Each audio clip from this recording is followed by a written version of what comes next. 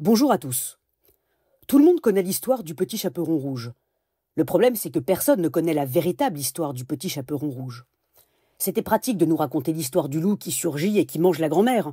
Ça évitait de se poser trop de questions sur la vieillesse et sur la mort de la grand-mère. Et hop, le loup qui arrive et qui la dévore. Mais ce n'est pas ça, la véritable histoire du petit chaperon rouge. Il était une fois un petit chaperon rouge. Elle savait que sa grand-mère était très malade, maladie incurable. Et elle voulut la consoler en lui apportant un jour tous les mets qu'elle aimait. Quand elle arriva dans sa chambre, elle vit que sa grand-mère était très déprimée. Le petit chaperon rouge ne savait pas quoi faire au début parce que leurs échanges avaient toujours consisté en dialogue jusqu'à présent. Et puis, elle regarda la main de sa grand-mère et elle s'aventura à la caresser. Elle n'avait jamais osé la toucher avant. Une grand-mère, c'est comme la reine d'Angleterre, on ne la touche pas. Mais sa peau était douce, fine comme un parchemin. Sa grand-mère ne disait rien. Le petit chaperon rouge se disait mentalement que sa grand-mère ne pouvait plus grimper aux arbres pour manger des cerises, ni visiter l'Italie, ni mettre une robe de soirée pour aller danser, ni courir le long d'une plage. Elle sortit alors une gaufre au chocolat de son sac, parce que c'était ce que sa grand-mère mangeait dans son enfance.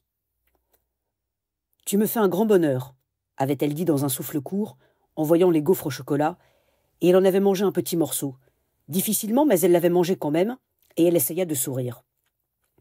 Et tant pis pour les cerises dans les arbres, les robes pour aller danser, les plages où l'on court, la vie trouve toujours d'autres chemins pour s'immiscer, pour s'installer, pour se manifester.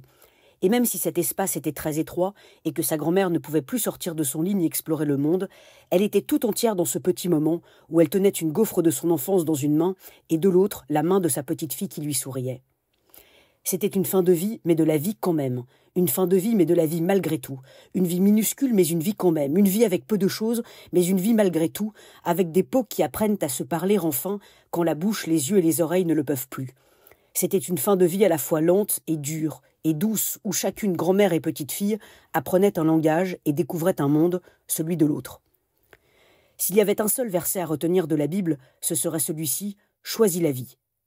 Envers et contre tout, choisis la vie. Face à nos misères, nos chagrins et nos douleurs, c'est ce choisis la vie fondamental qui constitue toute notre humanité et qui nous sauvera.